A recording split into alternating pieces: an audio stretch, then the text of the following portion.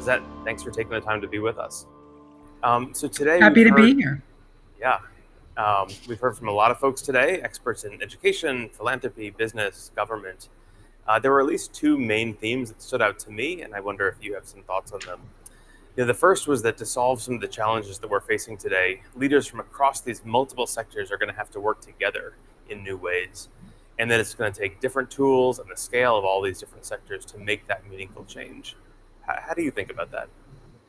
I heard that loud and clear, David. I think some of the things that stood out, some key points were, it's a labor market problem, not a program problem. It's not an individual problem, right? How do we think about this there? And siloed solutions are not the answers, right? So as someone who's worked cross-sectorally, we know this is what's going to move it forward.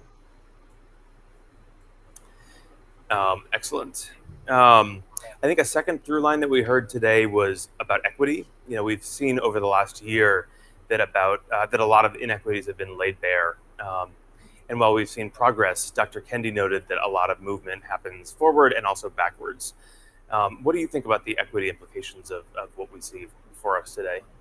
Yeah, look, America can't afford to waste talent, right? At the end of the day, we are all needed, and all the talent has to be harnessed and taken advantage of, and so folks can reach their full potential.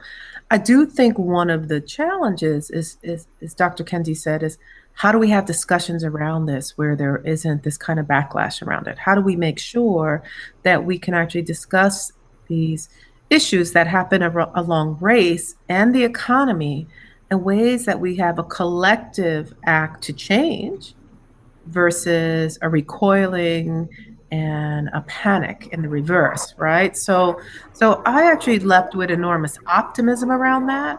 I felt that it was about a courageous stand for change and an important lens to look at it. The economy is not this neutral space.